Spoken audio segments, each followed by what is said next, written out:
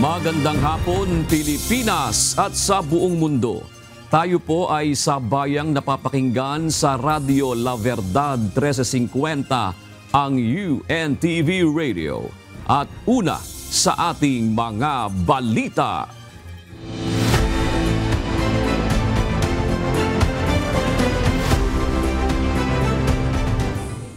Anim sa 11 kandidato na inendorso ng Alyansa para sa Bagong Pilipinas ang pasok sa top 12 ng senatorial elections batay sa partial unofficial result. Kasunod ng paglalabas ng resulta ng halalan, nihayag ng Malacanang ang posisyon ni Pangulong Ferdinand Marcos Jr. sa isinusulong na impeachment trial laban kay Vice President Sara Duterte. May babala naman ang palasyo sa mga nahalal na lider na nagsusulong ng pansariling interes.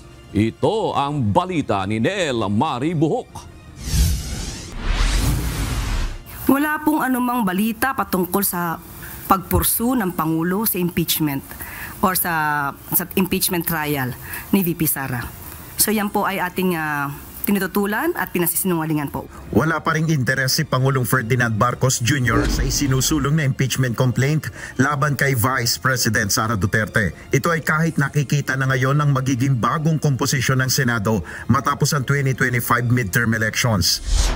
Ayon kay Palace Press Officer at PCO Undersecretary Claire Castro, umaasa si Pangulong Marcos na ang mga nahalal na mga bagong leader ay maglilingkod para sa kapakinabangan ng buong bansa at hindi sa interes ng iilan. Ngayon po na naboto na po ang mga susunod na mga leaders natin, umaasa ang Pangulo na ang bawat isa, ang lahat sa kanila na binoto ng sambayanan ay tutugon sa pangangailangan ng taong bayan. Ang trabaho po nila ay para sa bayan, para sa taong bayan, hindi para sa iilang interes. Nagbabala naman si Yusek Castro na hindi palalagpasin ng administrasyon ang mga tinatawag na obstructionist. Ibaan niya ito sa mga lehitimong oposisyon. Pag sinabi natin lehitimong oppositionist, ang ipinaglalaban nila ay ang bansa, ang interes ng taong bayan, hindi ang personal na interes. Obstructionist, walang gagawin, kundi manira, walang makikitang maganda sa ginagawa ng gobyerno at ang sariling interes lamang ang gustong palagawin. Hindi rin naniniwala ang Malacanang na ang resulta ng eleksyon ay protest vote laban sa administrasyon matapos ang pag-aresto kay dating Pangulong Rodrigo Duterte. Igalang po natin ang mga napili na mga kababayan po natin. Wala po itong refleksyon kung ano man po ang sinasabi patungkol sa mga Duterte. Sa kabuuan, ayon sa Palace official, kontento ang Pangulo sa naging resulta ng 2025 midterm elections kahit pa hindi nakapasok ang lahat ng pambato ng administrasyon sa pagkasenador. Satisfied po ang Pangulo dahil nalaman po natin na ang iba pang mga naboto ay mayroon sariling dignidad, may sariling paniniwala at ang karamihan po doon ay para sa bayan at hindi para sa ibang bansa. Nel Maribuhok, UNTV News and Rescue. Diyos ang aming sandigan, serbisyo publiko ang aming pinahalagahan. Bigo ang dalawang House prosecutors na makapasok sa 20th Congress matapos matalo sa May 12 midterm elections. Gayunman, ayon kay Manila 3rd District Representative Joel Chua, makatutulong pa rin sila sa impeachment trial ni Vice President Sara Duterte. Ito ang balita ni Rosalie Cos live.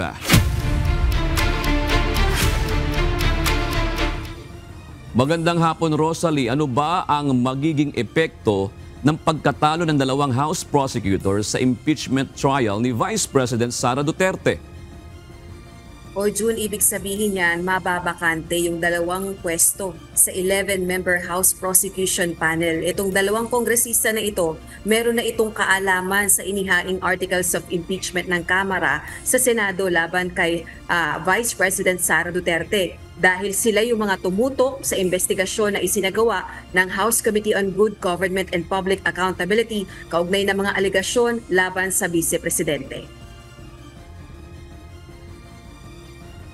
Hindi nakakuha ng sapat na boto ang 2 sa 11-member House Prosecution Panel para sa impeachment trial ni Vice President Sara Duterte para muling makaupo sa pwesto sa Kongreso. Ito ay kung pagbabatayan ng partial at unofficial results ng 2025 midterm elections. Partikular dito si Ako Bicol Party List Representative Jill Bungalon na tinalo ni Tabaco Mayor Crisel Lagman sa pagkakongresista sa 1st District ng Albay. Gayon din si General Santos City Representative Loreto Atcharon na dinaig ni dating Congresswoman Sherlyn Banyas. Pero naniniwala si Manila 3rd District Representative Joel Chua makatutulong pa rin ang 2 kongresista sa impeachment trial ni VP Sara. Sa akin pong paniniwala, because of their experience during the committee hearing, because of their knowledge, tingin ko magiging asset pa rin sila. They can help the prosecution team sa ibang parahan naman. Or they can be part of the private lawyers. Maaari ring mapalitan ang 2 nabakanting posisyon sa House Prosecution Panel. Sakali rin anyang tanungin siya ng liderato ng Kamara, kabilang sa kanyang maaaring irekomenda sina Akbayan Party List First Nominee Jose Manuel Shell Jokno at ML Party List First Nominee dating Senador Leila de Lima sa House Prosecution Panel. Mga kilalang abogado anya ang mga ito na nasubaybayan din ang pagdinig ng House Committee on Good Government and Public Accountability kaugnay ng mga aligasyon laban kay VP Sara. Well, personally, malaking bagay po sila dahil sa kanilang mga experience when it comes to legal practice, talagang malaking bagay at malaking additional po yan sa House Prosecution Panel. Are you going to recommend them po sa House leadership? Kung tayo po itatanungin. Wala pang kumakausap sa akin. Now, in case that happens, in case kausapin ako tungkol dyan, what I can say now is I give it a serious thought and consideration. Kung ano man yung magiging gamit ko o magiging may role ako, I will always be open to that. Inaasahang magiging matinding hamon ang kaharapin ng House Prosecution Panel dahil ilan na sa mga kilalang kaalyado ni VP Sara ang nasa Senatorial Magic 12. Samantala, aminado rin si Congressman Chua na may epekto sa resulta ng eleksyon ang mga ginawang pagdinig ng Kamara laban sa Vice Presidente at sa ama nitong si dating Pangulong Rodrigo Duterte. Gayunman, naninindigan itong malakas ang kanilang ebidensya kaugnay ng Articles of Impeachment laban kay VP Sara. Hindi naman po natin na maiiwasan na talaga naman may mga sympathizer po ang pamilyang Duterte at malaking bagay din po yan na sa amin at malaking kabawasan din po yan sa boto na nakuha rin po namin. Ang House Prosecutors ang magtatanggol sa 7 alegasyon sa Articles of Impeachment na inihain ng Kamara sa Senado laban sa Vice Presidente. Yun samantala, ibinahagi naman ni dating Senador De Lima sa mga reporters dito sa House of Representatives na tinawagan siya ngayong hapon ni House Speaker Martin Romualdez para alukin na maging bahagi ng House Prosecution Panel at ayon sa dating senadora ay tinanggap niya ang alok na ito. Naglabas na rin ng pahayag ang tanggapan ni House Speaker Martin Romualdez para i-welcome ang inclusion sa House Prosecution Panel hindi lang dating Senadora Leila de Lima kundi maging ang human rights defender na si Attorney Shell Jokno. Balik sa iyo, Jude. Alright. Sinasabi mo nga, Rosalyn, ito'y magiging hamon sa prosecution pagdating na ng trial sa Senado dahil, sinasabi mo rin kanina, 5 doon sa kumandidato ngayon na pumasok na sa unofficial count ng COMELEC sa Senado. At meron pa namang iba pa na doon sa incumbent sa Senado na maaari din namang luminya papabor sa kay VP Sara. Papaano ito pinaghahandaan ngayon ng prosekusyon na Rosalie? Yes, June, ang lagi namang sinasagot ng mga prosecutor, kabilang na si Representative Joel Chua, ay yung matibay na ebidensya na nakalap nila kaugnay nitong Articles of Impeachment laban kay VP Sara. Unang-una, yung pagbabanta na ginawa ni VP Sara laban kina Pangulong Ferdinand Marcos Jr., sa First Lady at maging sa House Speaker. So sa ebidensya sila nakasali at hanggang sa mga kasalukuyan, katatapos lang ng eleksyon, hindi pa sila nakakapag-usap kaugnay ng kanilang magiging diskarte dahil nga nabawasan sila ng 2. Pero naninindigan ang mambabatas na malakas yung hawak nilang mga ebidensya laban sa Vice Presidente. Hindi rin may aalis, Rosalie, na ito ay isang political process. Tama, June, pero umaasa sila na babatay ang mga senator or mga magiging senator judges sa ebidensya na iprepresenta ng House Prosecution Panel pagka nagsimula na ang paglilitis laban kay VP Duterte. Lasa lang, Rosalie, naniniwala din ba si Congressman Chua na naging mabigat na factor ngayon yung pagkakaroon nga ng protest vote ng mga panig sa pamilya Duterte dahil marami rin naman ang natalo doon sa mga nakikita natin dati sa mga pagdinig sa Kamara, Rosalie?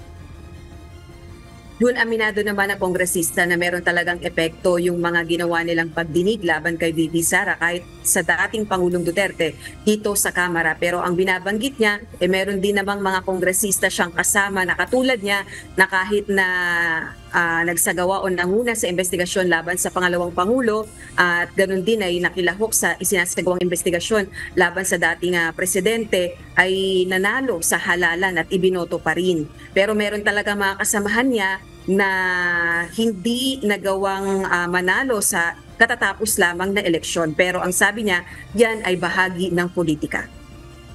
Maraming salamat, Rosalie Cos. Susuportahan ni Vice President Sara Duterte ang legislative measure na magbabawal sa political dynasty sa bansa. Ito ay sa kabila ng pamamayagpag ng kanilang pamilya sa Davao City. Ito ang balita ni Bernard Aris. Ako yung may pinaka malaki at solid ang credibility to speak about political dynasties because I come from a political dynasty. So wala nang mas matindi pang expert sa political dynasty. Wala nang iba pang mas nakakaalam ng usapin sa political dynasty kundi siya. Ito ang binigyang diin ni Vice President Sara Duterte kasabay ng paghahayag ng kanyang suporta sa mga hakbang laban sa pamamayagpag ng mga magkakamag-anak sa politika. Ayon kay BP Sara, walang masama sa paglilingkod at pagseserbisyo ng iisang pamilya sa taong bayan. Gayunman, kailangan piliin ng mabuti kung sino ang susuportahan. I am campaigning about us selecting people automatically based on their family affiliation. We should ask the person first. Okay, Duterte ka. Ano ba ang abilidad mo? Ano ba ang kapasidad mo? Okay, Marcos ka. Ano ba ang abilidad mo? Ano ba ang kapasidad mo? Hindi automatic yon na parang tipong pag-anak, asawa, kapatid, pamangkin, automatic na. Absent a law, that is the most that we can do as voters. Question the capacity and the competence of the candidate. Sinabi rin ito na kung mabibigyan ng pagkakataon, siya mismo ang magsusulat ng batas para dito. Suportahan ko ba ang batas ng anti-political dynasty? Yes. Bibigyan nila ako ng pagkakataon na sumulat, ako yung susulat. Ako yung pinakamagaling sa political dynasty. Pagbigyan ninyo ako ng chance na sumulat, ako susulat niya.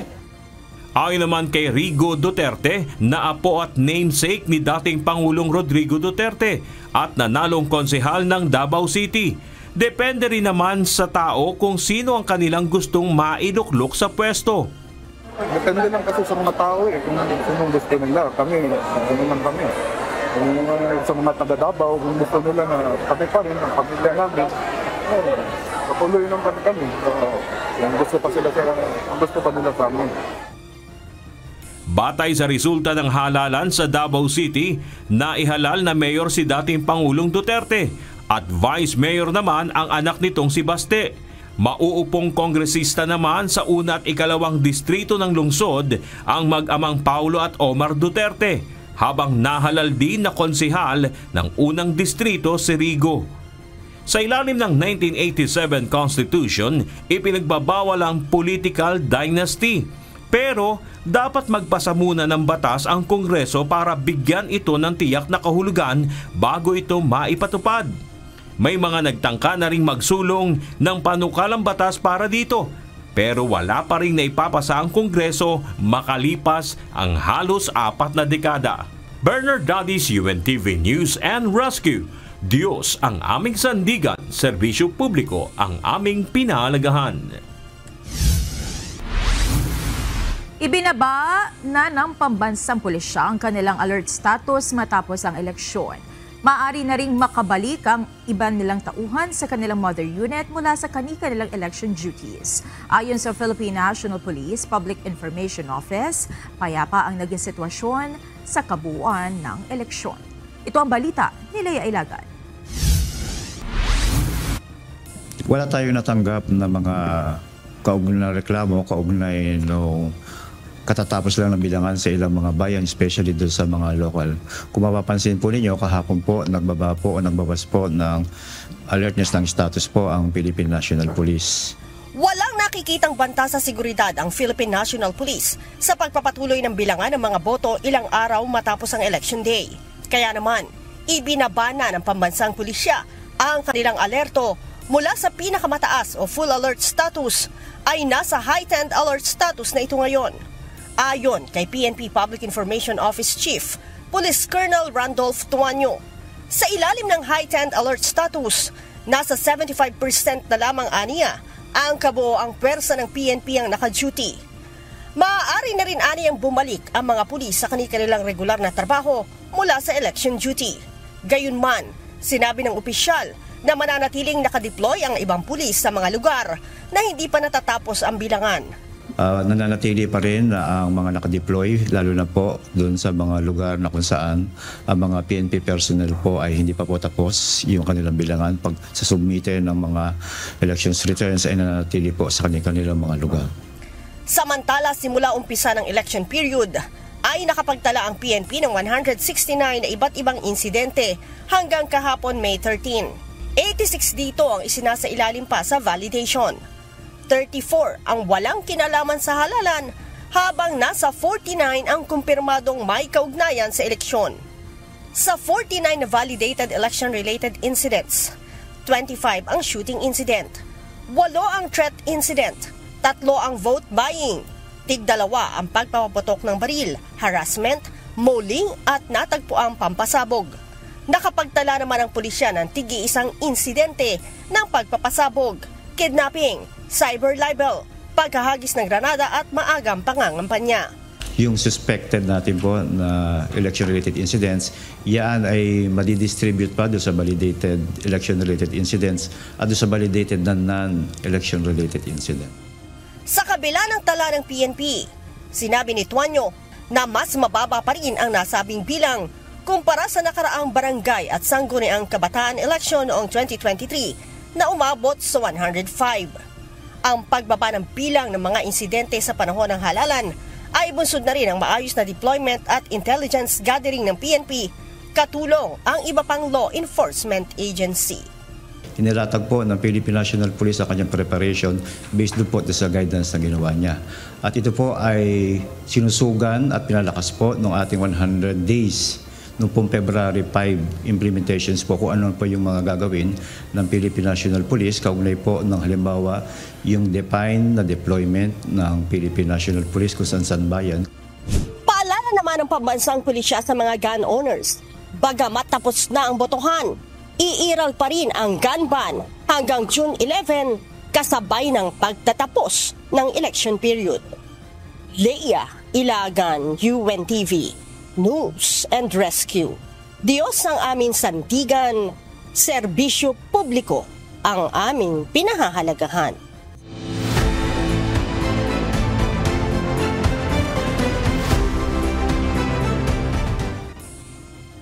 Ikinadismaya ng European Union Election Observation Mission o EU-EOM ang hindi pagpapapasok sa kanilang observers sa polling precinct sa araw ng halalan noong May 12, 2025. Ngunit ang paliwanag ng Commission on Elections o COMELEC, ipinagbabawal talaga sa batas ng Pilipinas ang pagpasok ng mga hindi otorisadong individual o grupo.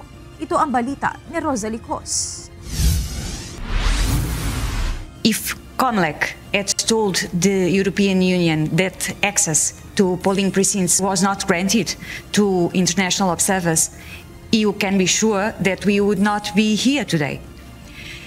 We would not have deployed the mission at all. The decision to not allow us into precincts was communicated to us just 4 days before elections.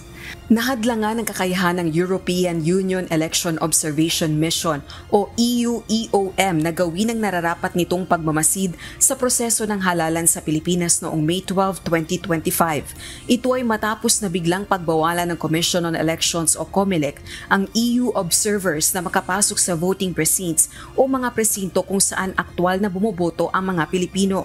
Ayon sa EU-EOM, hindi ito ang napagkasunduan ng kanilang grupo at ng poll body. Dahil sa nangyari, hindi umano sila makapagbibigay ng makabuluhang assessment sa ginawang voting process sa bansa. Ginawa ng EU-EOM ang pahayag nang isa publiko nito ang kanilang initial findings kaugnay ng midterm elections. Ayon din sa EU Parliament member na nasa bansa para sa misyon, hindi na ipaliwanag sa kanila ng maayos ng COMELEC ang dahilan sa biglang pagbabago ng desisyon. A frank, clear and transparent exchange with electoral authorities is always a hallmark of our missions.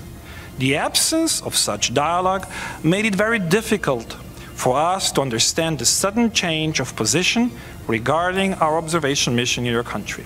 Giit naman ni COMELEC Chairperson George Erwin Garcia, labag sa batas na papasukin sa voting precincts ang EU observers. Kahit siya mismo, hindi maaaring makapasok sa presinto kung walang pahintulot ng Electoral Board. Pagka polling place po, okay lang po, pero pag polling precinct, nasa batas po kasi. Yun po yung kaibahan. Siguro po nanibago sila dahil wala pong ganong batas sa ibang pinupuntahan nila. Samantala, ilan sa mga suliraning natukoy ng Election Observation Mission ng EU sa bansa ang mga karahasang may kaugnayan sa halalan, gayon din ang umano'y talamak na vote buying at partisan distribution ng ayuda. Bukod dito, nabanggit din ng grupo ang concentration ng kapangyarihan sa political dynasty sa maraming bahagi ng bansa.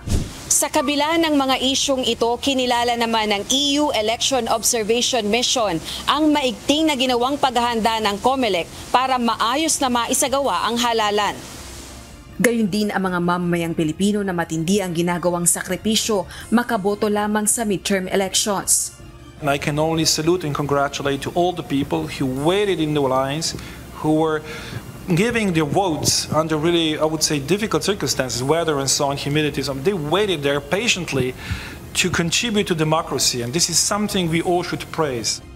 Ilalahad naman ng EU Election Observation Mission ang final report at recommendations 2 buwan pagkatapos ng eleksyon. Rosa Licoz, UNTV News and Rescue. Diyos ang aming sandigan, serbisyo publiko ang aming pinahahalagahan. Nagpaliwanag ang Commission on Elections sa COMELEC ukol sa pagkaantala ng transmission ng election returns sa mga transparency servers ng iba't ibang election watchdogs. Samantala, ayon sa National Citizens Movement for Free Elections o NAMFREL, sa kabila ng mga ito, maituturing pa rin na naging maayos ang halalan 2025 kumpara sa mga nagdaang eleksyon. Ito ang balita ni Ivan Alvarez. May statement na rin naman ng COMELEC, which is the official statement of the Commission. Therefore, it binds practically everybody here in the Commission on Elections. So, yun po yung aming explanation. At hindi na po, wag na po hindi para mag-away-away kami. We are all partners. Nagkaroon ng delay sa election returns. Ito ang inako at nilinaw ng Commission on Elections o COMELEC matapos ang transmission ng Automated Counting Machines o ACMs mula sa clustered precincts papunta sa transparency servers ng media at accredited citizens' arms. Sa pahayag na inilabas ng COMELEC, ang datos ng election returns na natanggap ng server ng mga citizen arm ay kinakailangan munang dumaan sa mga proseso upang maisalin sa pagiging machine-readable to human-readable data upang mas maunawaan. Ngunit ayon sa National Citizens Movement for Free Elections o NAMFREL, inaasahan sana nila na ilang minuto pagkatapos ng halalan ay nakakatanggap na sila ng election returns. Between 7:15 and 8:56, walang pumapasok na election returns sa mga servers ng mga recipients ng PCRB. Nasa ng COMELEC yan. Oo. Samantala, doon naman sa COMELEC server, pumapasok yung election returns. Anong oras naman? Tuloy-tuloy yun sa kanila. Pagbibigay linaw ng komisyon na ipon ang mga natatanggap na election returns, kaya naman kailangang magsagawa ng panibagong proseso na siyang nagdulot ng delay sa paglalabas ng resulta. Samantala, sa kabila ng naranasang pagkaantala sa transmission ng mga boto, aminado pa rin ang NAMFREL na naging maayos ang ginanap na halalan.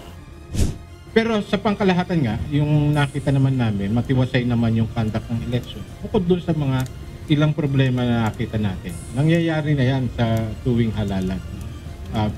Ngayon, ang makikipag-usap pa kami ng tuluyan din sa COMELEC para nga maintindihan natin yung nangyari dun sa mga delayed transmissions at saka yung duplicate transmissions. Ayon sa NAMFREL, makikipag-ugnayan sila sa COMELEC upang magbigay ng rekomendasyon kung paano ito maiiwasan sa mga susunod na eleksyon. Suwestyon din ni Averia pagsamasamahin na ang mga election law upang mas mapadali ang implementasyon at mabawasan ang mga hindi pagkakaintindihan sa proseso ng halalan. Ivan Alvarez, UNTV News and Rescue. Diyos ang aming sandigan, serbisyo publiko ang aming pinahahalagahan. Narito naman ang mga balita sa iba't ibang panig ng mundo na ihahatid ng ating global correspondent na si Jack de Ocampo mula sa Chester, United Kingdom.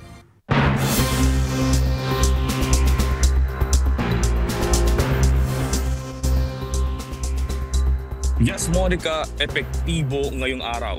Binawasan na ng Estados Unidos ang de minimis tariff o yung taripa sa mga maliliit na parcel mula sa China. Mula 120%, gagawin na itong 54%. Magpapatupad din ng $100 flat fee bilang bahagi ng trade war thaw sa pagitan ng dalawang bansa.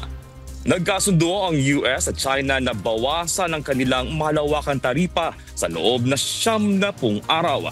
Ayon kay US Treasury Secretary Scott Bessent, parehong hindi nais ng dalawang bansa na magkaroon ng decoupling at layunin nilang muling pasiglahin ang pandaigdigang kalakalan.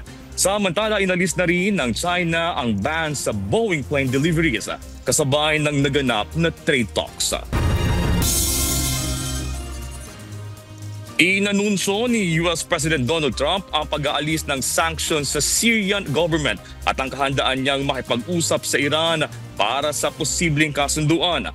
Ang hakbang ay bilang bahagi ng pagbabago sa foreign policy ng Estados Unidos kung saan sinabi niyang walang permanenteng kaaway at handa siyang makipagkasundo para sa kapayapaan. Ito ang balita ni Lynn Perez.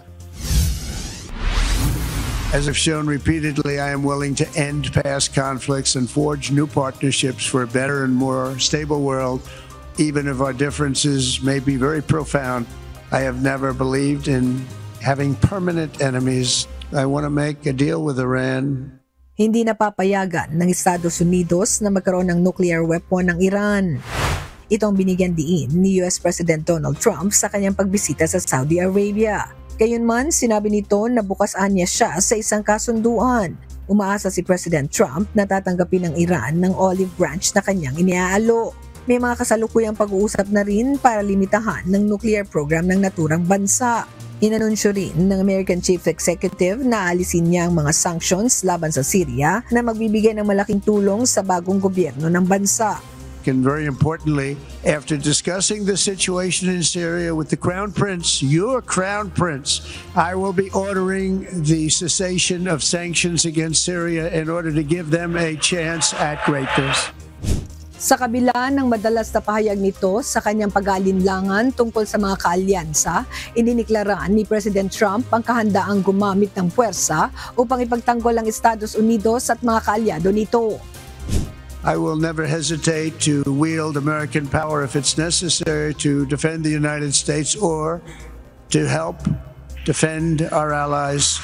And there will be no mercy for any foe who tries to do us or them harm.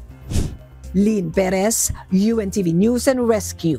Diyos ang aming sandigan, serbisyo publiko ang aming pinahahalagahan. Nagbabala si Ukrainian President Volodymyr Zelensky na hindi siya makikilahok sa usapang pangkapayapaan sa Turkey ngayong Huwebes kung hindi dadalo si Russian President Vladimir Putin. Ayon kay Zelensky, tanging si Putin lamang ang nais niyang makausap upang matulukan na ang 3 taong digmaan sa pagitan ng dalawang bansa. Nauna nang hinimok ni US President Donald Trump si Zelensky na makipagkita sa leader ng Russia.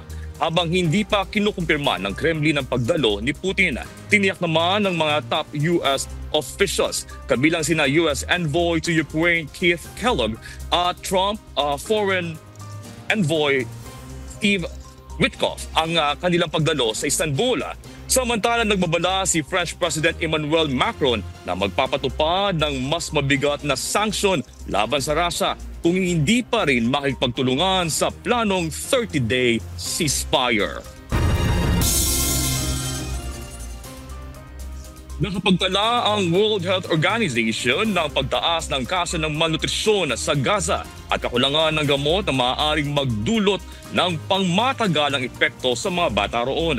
Simula noong Marso, hinarangan ng Israel ang mga supply sa Gaza kasabay ng muling paglunsad ng pag-atake laban sa Hamas at tinatayang 250,000 tao ang nangangarib sa gutom.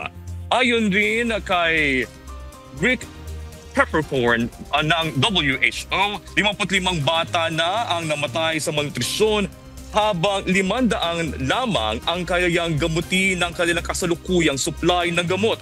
Samantala, sinabi ni Philip Lazzarini ng UN Palestinian Refugee Agency na posibleng ginagamit ng Israel ang kagutuman bilang sandata ng digmaan.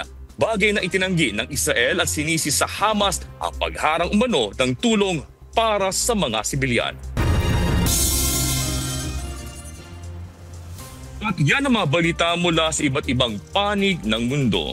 Mula dito sa Chester, United Kingdom. Ako si Jack De Ocampo, magandang gabi.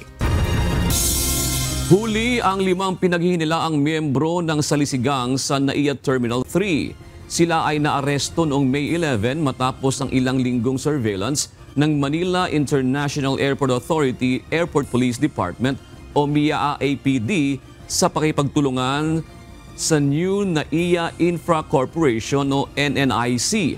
Ang grupo ay iniugnay sa ilang insidente ng nakawan sa paliparan mula Abril 20 hanggang Mayo 5. Target umano nila ang mga natutulog na pasahero. Muli namang pinaalalahanan ng Airport Police ang mga pasahero na maging alerto. Iwasang iwanan ng kanilang mga gamit at bagahe at i-report ang anumang kahina-hinalang aktibidad. Inaresto ng mga otoridad ang 2 individual na sangkot sa human trafficking at illegal recruitment sa Ninoy Aquino International Airport, Kamakailan.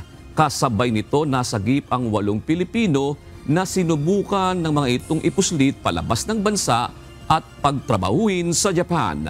Ito ang balita ni Jed Neresina.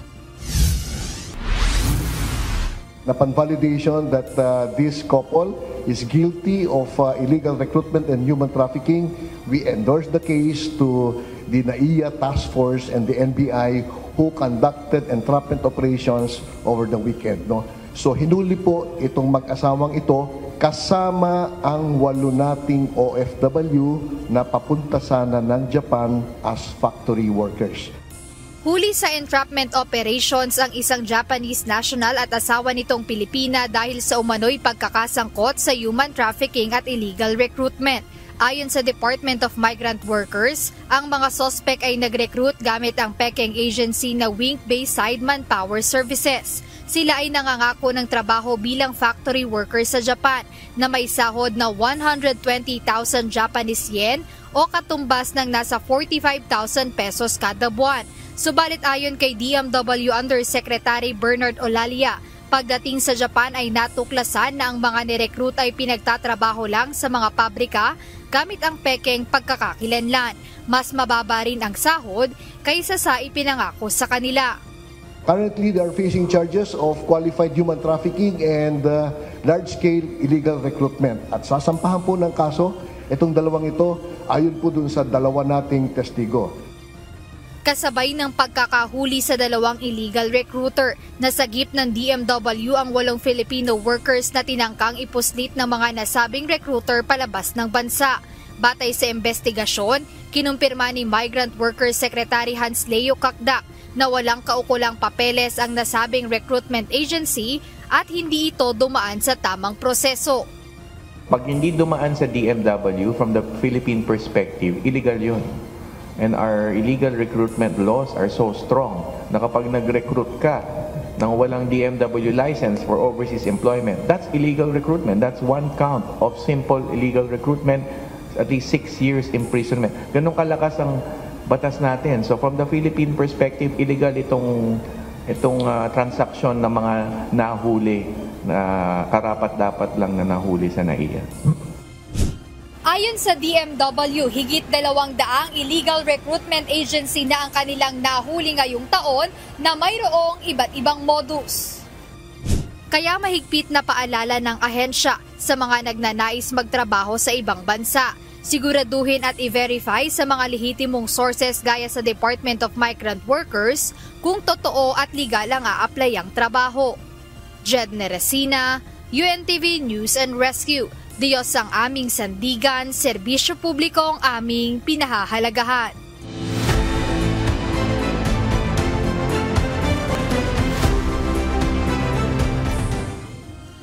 Target ng National Board of Canvassers o NBOC na matapos ang canvassing ng mga Certificate of Canvass bukas. Kasunod nito ang proklamasyon ng 12 mananalong senador sa weekend. Kapag nangyari ito na anya ang pinakamabilis na canvassing at pinakamaagang proklamasyon sa kasaysayan ng halalan. Ito ang balita ni Dante Amento.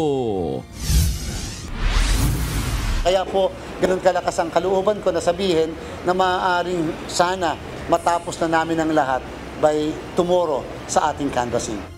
Nakapagpadala na ng Certificates of Canvass o COCs ang ilang Provincial Board of Canvassers ng Bangsamoro Autonomous Region in Muslim Mindanao o BARM sa Commission on Elections o COMELEC bilang National Board of Canvassers o NBOC kagabi. Natapos na rin ang botohan sa mga presinto na nagkaroon ng pagkaantala partikular sa Dato Udin Sinsuat sa Maguindanao del Norte. Ayon kay COMELEC Chairman George Erwin Garcia, tapos na rin ang botohan sa 12 presinto na kinailangang iimprinta muli ang balota dahil hindi binasa ng automated counting machines o ACMs. Ganun po kasi ang canvassing, hindi ka pwede magpadala ng incomplete canvas ng PBOC kung hindi kompleto ang lahat ng canvas ng lahat ng munisipyo doon sa munisipyo, sa mga munisipyo na yan. Kaugnay nito, sinabi ni Garcia na target ng NBOC na tapusin bukas ang canvassing ng lahat ng 175 Certificates of Canvass o COCs. Kahapon ay 58 COC ang na-canvass at 100 naman ang sisikapin nilang i-canvass ngayong araw. Kapag nagawa ito, 17 Certificate of Canvass na lang ang bibilangin nila bukas. Sana nga, wag naman sana expect agad ng ganon. Sana nga matapos natin yung lahat ng natitira ng mga ika-canvass hanggang bukas man lang ng gabi. Ngayong araw din ay inaasahan na makapaglalabas na ng partial official results ng boto na nakuha ng tumakbong senador at party list. Kapag natapos ang canvassing bukas, inaasahan na makapagproklama na rin ng mananalong senador sa Sabado o Linggo. Dagdag pa ng komisyon, ayaw nilang magkaroon ng partial proclamation kundi lahat o sabay-sabay nang ipoproklama ang 12 bagong senador na pasok sa Magic 12. Ng lahat ng mga kandidato for senators para hindi na po yung partial proclamation. Hopefully makapag-proclaim na tayo ng buo na. Kung matutuloy ang proklamasyon, ito na anya ang pinakamabilis sa kasaysayan ng halalan sa bansa. Sa mga naunang automated elections tulad noong 2022 ay inabot ng 2 linggo at kapag manual national elections ay aabutin ng 3 linggo hanggang 1 buwan bago makapagproklama. Kaya naman hintayin na lang anya ang panahon para doon sa mga gustong magkaroon ng early proclamation. History of our election, even automated election, if in case one will be able to proclaim by Sunday, that's even the earliest, even earlier than 1 or 2 weeks from the earliest proclamation thus far. 1 araw lang ang pagitan ay isusunod naman ng COMELEC NBOC na ipoproklama ang mga party list group na makakukuha ng pwesto sa Kongreso. Mahigit 60 pwesto ang kailangang punan ng party list representation sa Kamara o katumbas ng 20% ng komposisyon ng miyembro ng mababang kapulungan ng Kongreso. Dante Amento, UNTV, News and Rescue.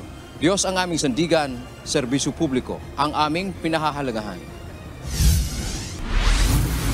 Nagsimula nang ipamahagi ng Commission on Elections at COMELEC ang honoraria ng mga guro, poll clerk, support staff na nagsilbi sa katatapos lamang na midterm elections. Ayon kay COMELEC spokesperson Attorney John Rex Laudianco, dapat sa loob ng kalahating buwan ay tapos na ang pamimigay nito. Mula 8,000 hanggang 12,000 pesos ang honoraria na matatanggap ng mga ito depende sa kanilang posisyon sa Electoral Board. Kas na rin ang ibibigay at hindi na idadaan sa ATM.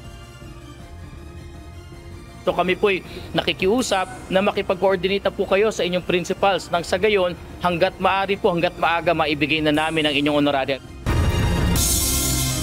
Patuloy ang pagdating ng mga ballot boxes mula sa 762 voting precincts sa bansa na tinatanggap ng Random Manual Audit Committee. Tiniyak naman ng Commission on Elections sa COMELEC na mapagkakatiwalaan ang isinasagawang RMA sa katatapos sa 2025 midterm elections. Target matapos ang manu-manong pagbibilang ng mga boto sa loob ng 45 araw. Ito ang balita ni Asher Cadapan Jr. Ang random manual audit natin. Napaka-importante po yon sapagkat ang random manual audit ang magko-confirm kung ang mga makina ay bumilang ng tama sa mga presinto. Katumbas ng Random Manual Audit o RMA ang manual recount. Ito ang binigyan diin ng Commission on Elections o COMELEC kaugnay ng isinasagawang manu-manong pagbibilang ng mga boto mula sa katatapos lang na 2025 midterm elections. Paliwanag ni COMELEC Chairman George Erwin Garcia, randomize o pili lang ang mga presintong isinasailalim sa Random Manual Auditing alinsunod sa batas. Makina rin anya ang pumipili ng presinto at hindi ang tao. Kung isasagawa naman ang manual recount sa lahat ng nasa 94,000 voting precincts sa buong bansa, kakailanganin nito ng batas kung saan nakapaloob din ang honoraria para sa mga guro. So, yung pong random manual audit, acceptable po yan internationally. Yan pong ginagawa. At mapagkakatiwalaan niyo po yung RMA kasi naandyan po mismo ang PICPA, NAMFREL, PSA, PPCRB. Ang PPCRB pa nga po ang chair, ang DepEd. Sila po ang nagko-compose ng ating Random Manual Audit Committee. Hindi po ang COMELEC lang yon. Ngayong araw, formal nang nagsimula ang pagsasagawa ng random manual audit ng mga balotang unang natanggap ng RMA Committee. Galing ang mga ito sa mga lungsod ng Mandaluyong, Muntinlupa, Caloocan at Pasay, habang may iba pang dumating mula sa Ilocos Norte at Nueva Vizcaya. Ayon kay Tammy Lipana, trustee in charge ng RMA Committee, patuloy ang pagdating ng mga balota. Of course, hindi naman lahat ng presinto makover ng RMA. Only 762 for this election were randomly selected last May 12. And this was published already and the ballot boxes are coming now. 60 team ang binuo para magsagawa ng random manual auditing at bawat team ay binubuo ng 3 guro mula sa Department of Education na mano-manong magbibilang ng boto sa bawat balota. Ang iba namang kawani ng grupo na kabilang rin sa RMA Committee ay siya namang mag-verify kung tama ang ginagawa ng mga guro. Ayon sa COMELEC, nasa 99.9% ang accuracy ng resulta ng random manual audit sa election results ng COMELEC sa mga nakalipas na halalan. Target ng RMA Committee na matapos ang manual auditing sa loob ng 45 araw o 1.5 buwan. Asher Cadapan Jr., UNTV News and Rescue. Diyos ang aming sandigan, serbisyo publiko ang aming pinahalagahan. Sinimulan ng baklasin ng Metropolitan Manila Development Authority ang mga campaign poster na ginamit sa katatapos na halalan. Ito ay iipunin at dadalhin sa MMDA Metro Base, Ortigas at Marikina City. Nakatakdang i-donate ang mga ito sa kanilang partner beneficiaries, gaya ng mga kulungan at ilang non-government organizations. Batay sa tala ng MMDA, nasa 6,100 kilong basura ang kanilang nakolekta sa National Capital Region noong May 12. Pinakamarami dito ay nakuha mula sa Malabon. Parañaque at Quezon City.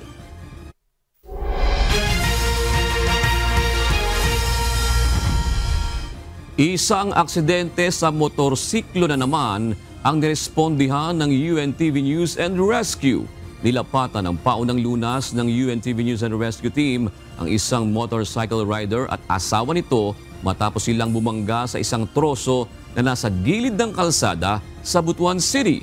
Ito ang balita ni Evelyn Sikat. Ang gabi, sir, tabo na sir. Sir, paksiyon na siya? Huwag ka bangga? Ano sila gikan nagkuhan? O sila kabangga sa ila? Apalkata. Tagayon TV responder ni sir, tabangan ka naman sir ha?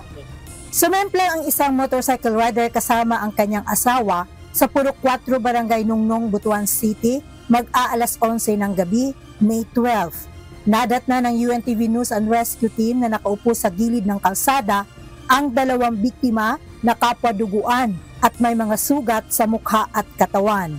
Ano may itong karon sir? Sige batiin mo karon sir? Sige lang naman yan. Kaya maghiwalay. Paki-treat ang isa, paki-dressing. Dressing. Ayon sa isa sa mga biktima, pauwi na sila mula sa bahay ng biyanan nang mangyari ang insidente. Ayon sa mga saksi, mabilis ang takbo ng motorsiklo sa palikong bahagi ng kalsada. Nawala umano ito sa balanse at bumangga sa isang troso na nasa gilid ng kalsada kaya sumemplang. Dito may sa balay ni Kapitan na ito nga time, na iniabot dito nga isa ka motor, nagpabalo nga, naadriya nahitabo ang disgrasya, nadaw sa kurbada mo nang pag-ingon pa lang ni Sirit na din may padulong diriya. So mo to among naabtan diriya, kuan diri nga side, naghigdang babae niya, ang lalaki mo ni Dol sa yang Paris para makoron yang Paris. Diha sila nga side, nabangga sila sa palkata. Palkata nga nakabutang sa kilid. At tungod sa kakusog silang dagan, ma'am. Dagan. Pantang na-overshoot sila sa kurbada. Agad naman itong binigyan ng paunang lunas ng UNTV News and Rescue upang mabigyang pansamantalang gamutan ang kanilang nararamdaman. Matapos lapatan ng first aid ay inendorso ng team ang lalaking pasyente sa Bureau of Fire Protection Butuan na siyang nagdala sa kanya sa Agusan del Norte Provincial Hospital, habang ang UNTV News and Rescue team naman ang kasamang naghatid sa babaeng pasyente. Evelyn Sikat, UNTV News and Rescue, Diyos ang aming sandigan, serbisyo publiko ang aming pinahahalagahan. Tuloy-tuloy na ang bentahan ng 20 pesos kada kilong bigas ngayong araw. Ayon sa Department of Agriculture, inaasahang bukas magiging available pa ito sa 32 kadiwa ng Pangulo Center sa buong Metro Manila, pati na rin sa mga karatig probinsya. Samantala, dinagsa naman kaninang umaga ng mga kabilang sa vulnerable sector ang unang araw ng rollout ng 20 pesos na bigas sa Navotas. Ito ang balita ni Mia Alonzo. Opo, kahit anong haba po yan para makabili na po kami ng bigas. Okay lang po para may makain lang po yung pamilya namin. Pinilahan ngayong araw ang kadiwa ng Pangulo Store sa Navotas Agora Complex. Dinagsa ito ng mga nasa vulnerable sector na kinabibilangan ng mga senior citizen, solo parent, person with disability at miyembro ng Pantawid Pamilyang Pilipino Program o 4Ps. Si Monica Bitoon, isang 4Ps member, sa kabila ng napakahabang pila ay nagtiyaga pa rin para maka-avail ng mabalitaan niyang 20 pesos na ang kada kilo ng bigas. Kasi po pag kasagsagan ng kahirapan ngayon po mahirap eh. Kaya kailangan po kahit bababa yung bigas, gagawin na po ng mga tao para makabili po. Dahil pag marami kang mga anak, wala po, hindi mo mabibili gusto po nila. Kahit huli na sa pila, pinili pa rin ni Aling Carmencita na magbakasakaling umabot para makabili ng murang bigas. Ayon sa kanya, ang tanging pinagkukunan nila ng pangtustos sa araw-araw ay ang kita ng kaniyang anak na tricycle driver. Kaya naman nang mabalitaan niyang may pagkakataong makabili ng 5 kilong bigas sa halagang 100 pesos, hindi na siya nag-atubiling pumunta. 100 lang po pera, bariya pa. May PWD pa rin po akong dalawa kami, kaya malaking bagay. Kahapon ang formal na rollout ng P20 Rice Program ng pamahalaan, alinsunod sa pagbibigay daan sa katatapos lamang na eleksyon. Ilan sa naikot ng Department of Agriculture na mayroon ng P20 rice mula pa kahapon ay ang Mandaluyong Public Market 1 and 2 at Pasay City. Maging sa mismong Department of Agriculture building sa Elliptical Road sa Quezon City.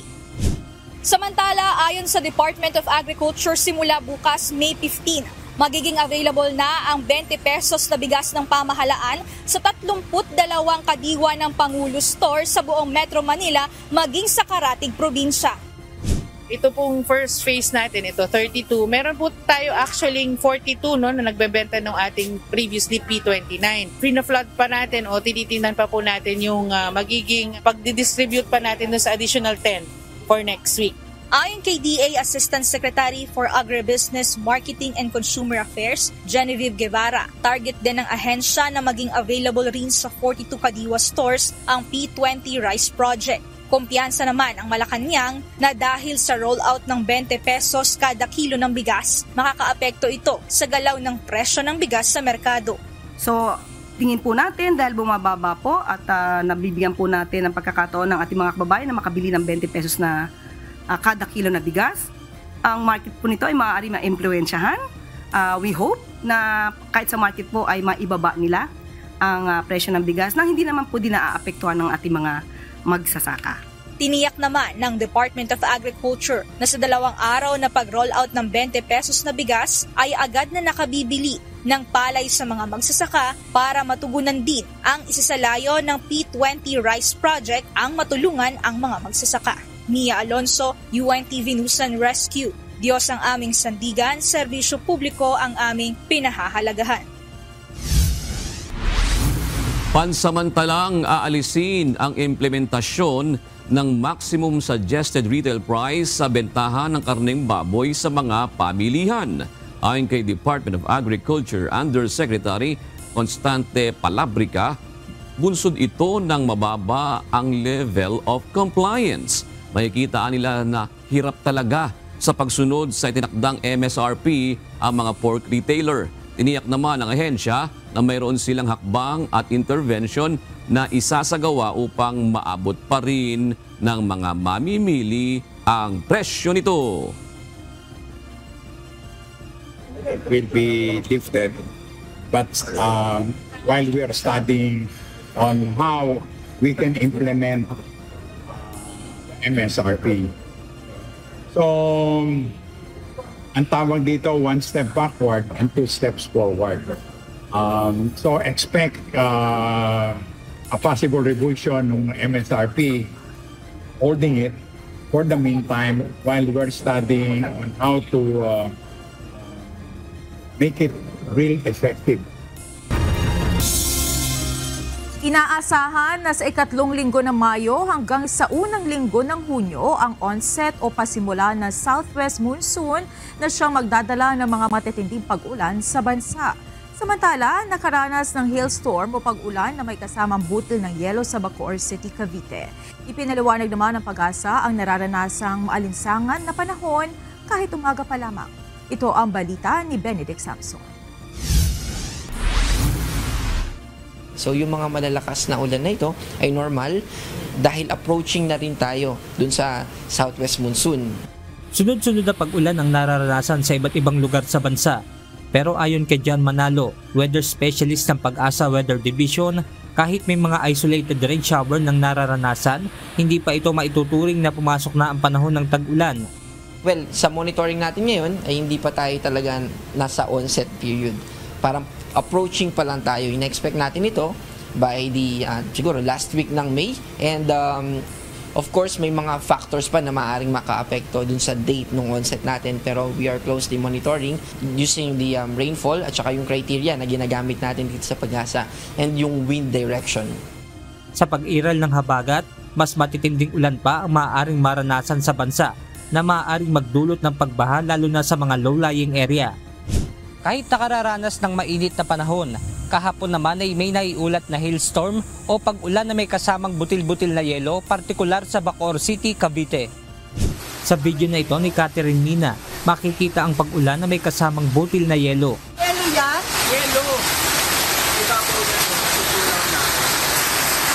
Sa kuha naman ni Eli Inocencio, makikita na nasa palad niya ang halos kasing laki ng candy na yelo.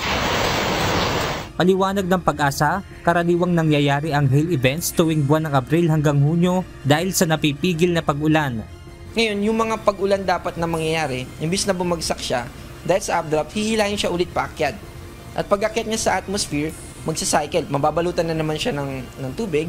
At dahil meron dong part sa atmosphere na nasa freezing level or super cooled water na tinatawag natin, nagiging ice siya, pabalik-balik. Ngayon, imbis na maging ulan siya na normal na ulan natin, dahil sa pabalik-balik niya, nag-accumulate. At dahil nasa freezing point na siya, hindi na siya kayang paakyatin ulit ng updraft, babagsak na siya as hail. Samantala, habang wala pa ang panahon ng tag-ulan, umaga pa lang ay nakararanas na ng maalinsangan na panahon. Naglalast itong init or nananatili itong init hanggang sa buong gabi, buong maga. Kaya yun, dahil nga na cloudy siya, natatrap siya within it. And then combine that with the moisture na siguro pag may kaunting ulan na nag-occur, kaya tumataas yung, so with the high temperature and the higher relative humidity, mas tumataas yung heat index. Paalala ng Pag-asa sa publiko, ugaliin na ang pagdadala ng payong bilang panangga sa init at maging sa isolated rain showers lalo na sa hapon. Benedict Samson, UNTV News and Rescue. Diyos ang aming sandigan, serbisyo publiko ang aming pinahahalagahan.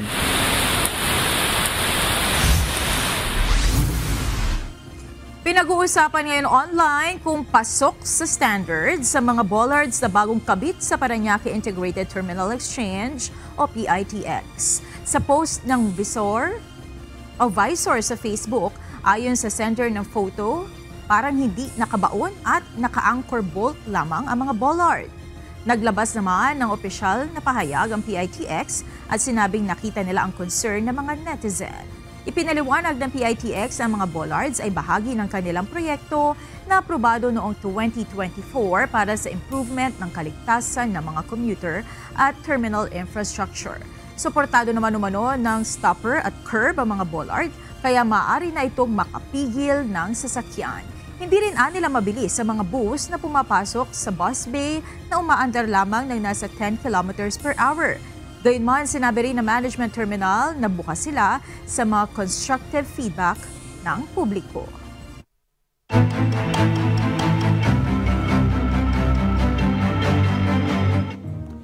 Isang lalaking nag-Superman stunt para lang sa vlog ang ipinatawag ng Land Transportation Office sa Aklan.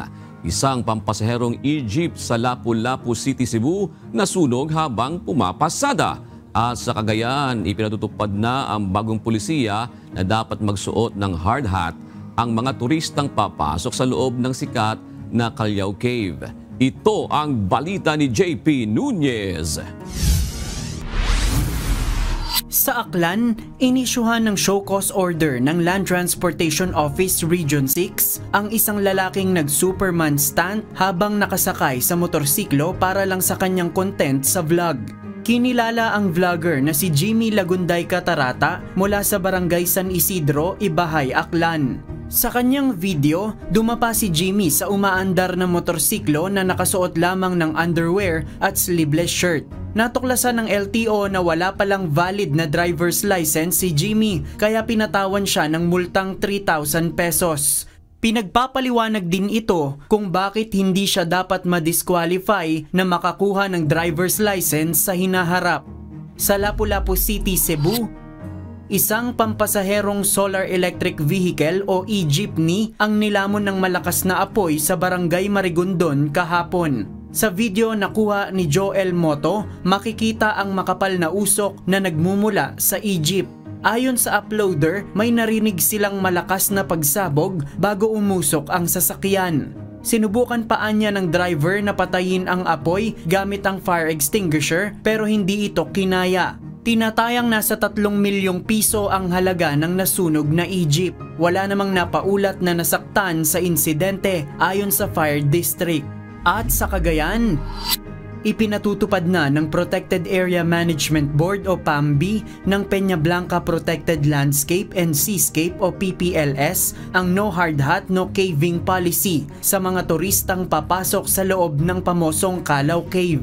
Layunin nitong maprotektahan ang mga bumibisita sa loob ng Calao Cave na kinilala dahil sa mga limestone na matatagpuan sa loob nito. Kaalinsabay ng resolusyon na nagpapatupad ng bagong polisiya, mangungulekta naman ng 20 pesos na renta sa hard hat ang PPLS at idedeposito ang pondo sa Integrated Protected Area Fund. Ang Calao Cave ay idineklara ng National Museum na isang important cultural property dahil sa kanyang cultural heritage at archaeological value. JP Nunez, UNTV, News and Rescue. Diyos ang aming sandigan, serbisyo publiko ang aming pinahahalagahan.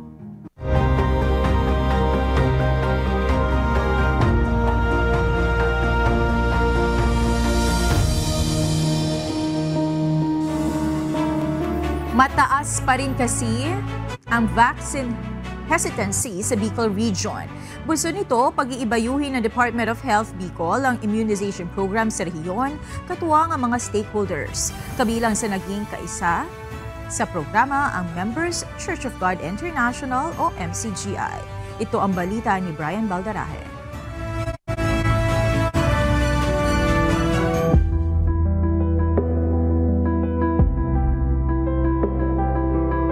Hindi naman yun sa kalaman ng lahat na medyo tumaas yung kumbaga vaccine hesitancies for the COVID-19. Pero nadamay po doon yung ating mga routine vaccines dahil nga, syempre, bakuna. Noong nakaraang taon, isa ang Bicol Region sa may pinakamababang resulta na fully immunized child o mga batang kumpleto sa bakuna sa buong bansa. Sa tala ng Department of Health, nasa 47% lang ng kabuuang bilang ng mga batang kumpleto ang bakuna sa rehiyon. Malayo sa 92% na target na fully immunized child sa Bicol. Ayon sa ahensya, vaccine hesitancy ang karaniwan pa ring nagiging problema.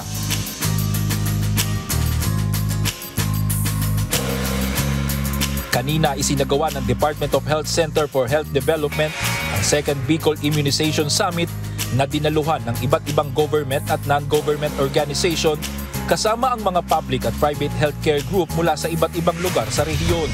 Sa temang arangkadang pagbabakuna proteksyon sa bawat pamilyang Pilipino, isa sa layon ay ang magkatulong-tulong ang grupo sa bawat programa ng pagbabakuna.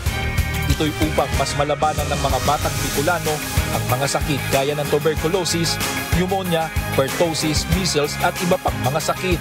Nais ng DOH Bicol na mas pag-ibayuhin pa ang kampanya nito sa pagbibigay ng tamang impormasyon sa kahalagahan ng bakuna katuwang ang iba't ibang local government unit sa Bicol. Target din ng ahensya na mas mapabilis ang access ng bawat pamilyang Pilipino, lalo na ng mga bata sa mga kinakailangang bakuna. Mas lalong madami yung ma-engage natin na mga sa ngayon po yung mga in-invite po natin ng mga stakeholders ay yung mga from the DILG para mas may mag-guide pagdating po sa local government unit pagdating sa implementation para makapag-raise din po ng awareness tungkol sa kalagayan po sa sitwasyon ng Bicol Region. Highlights ng second Bicol Immunization Summit ang pagpirma sa Pledge of Commitment sa pamamagitan ng isang Memorandum of Understanding sa pagitan ng Bicol Regional Immunization Council at mga stakeholders sa rehiyon. Dito mapatatatag ang ugnayan sa pagtuwang sa programa ng DOH, lalo na sa pamamagitan ng pagbabakuna sa bawat pamilyang Pilipino. Kabilang sa mga lumagda rito ang Members Church of God International o MCGI. Ang MCGI ay isa sa mga grupo na nagiging pangunahing katuwang ng Department of Health sa pagbibigay serbisyo medikal sa iba't ibang lugar sa bansa gaya ng mga medical and dental missions. Isa rin sa matatag na pagtutulungan na isinasagawa ng DOH at MCGI ay ang patuloy na pagsasagawa ng blood donation drive sa iba't ibang lugar sa bansa. So, thank you very much po sa MCGI for being one of our partners pagdating po sa immunization program. Maraming salamat po dahil kayo po ay hindi nagdalawang isip, hindi kayo nag-atubili na tumugon dun sa aming panawagan na maging partner para po mas mapalakas po natin, mas magtulungan po tayo para mas madaming bata ang ating maabot. Lahat ng mabuti para sa kapwa natin, talagang ang gusto ng ating kapatid na Daniel, kung paano yung gobyerno ay naglalayo na makatulong sa ating mga kapwa-tao, lalo naman tayo na may aral po ng salita ng Diyos. Yun din ang gusto nating mangyari. Kaya nagtatayap tayo sa kanila para kung paano sila ay nagsiservisyo sa ating mga kapwa-tao. Tayo din, yun ang layo natin, makapagservisyo din sa ating mga kapwa-tao. Brian Baldarahe, UNTV News and Rescue. Diyos ang aming sandigan, serbisyo publiko ang aming pinahahalagahan.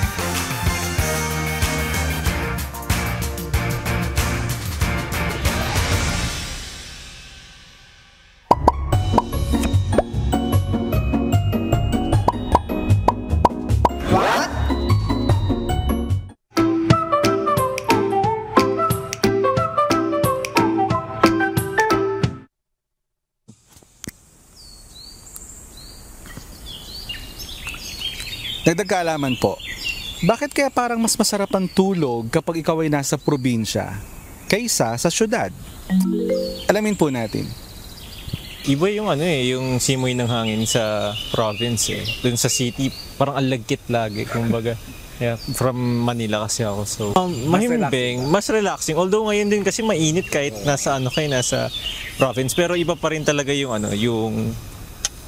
yung simoy ng hangin dito sa province. Kasi it's more fresh kasi in terms of yung mas yung hangin compared sa city, syempre mas medyo maingay, pollution. Napansin mo ba yan?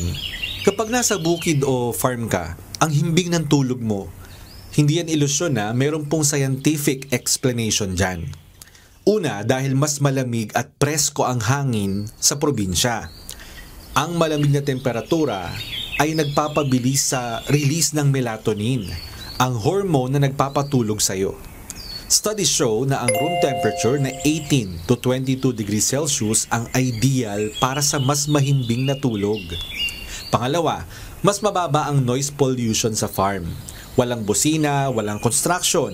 Ang marinig mo lang, huni ng ibon, insekto at hangin. Mas kalmado ang utak, mas mabilis kang makakatulog. At pangatlo, mas mababa ang light pollution.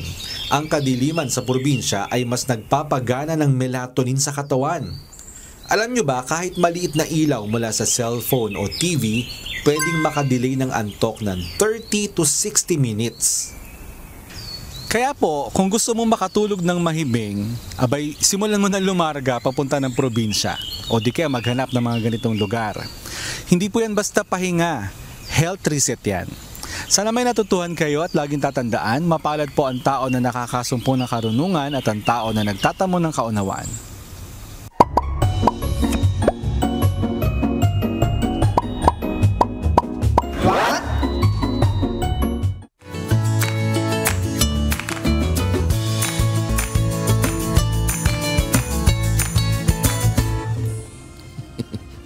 Natawa tuloy si Monique. Sige. Oo. Ito naman po ang ating mga kausi ngayong araw po ng Miyerkules. Salamat po at shoutout kina Evelyn Cabigon, Delphine Villacruz, Reggie Ape. At gayon din po kay Rinaldi Ravi. Salamat po sa panonood. Gayon din kina Maria Fumoto, Santiago Balana at Coach Feliciano. At sa ating po mga kasambahay, kung may mga istorya po kayong nais balikan sa Ito ang Balita, pwede niyo po ito muling mapanood sa aming mga official social media account. Magtungo lamang po sa UNTV News and Rescue YouTube channel at i-click ang subscribe button. Ganyan din sa aming Facebook, Instagram, X at TikTok accounts. Mapapanood nyo rin po rito ang iba pang news programs ng UNTV, pati na ang iba pang video ng nag-iisang public service channel. Kaya subscribe, like, and share. Narito naman ang salita ng Diyos na ating sandigan mula sa Aklat ng Kawikaan 11 at 18 na nagsasabi, ang masama ay nakikinabang ng mga marayang sahod, ngunit ang naghahasik ng katwiran ay nagtatamo ng tiwasay na gantimpala.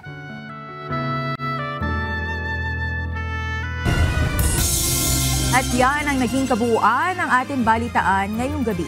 Aming inilahad ng buong katapatan kung paano namin nasaksihan.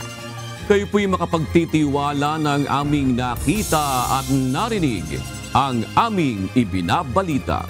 At dito po sa UNTV, Diyos ang aming sandigan, serbisyo publiko ang aming pinahahalagahan.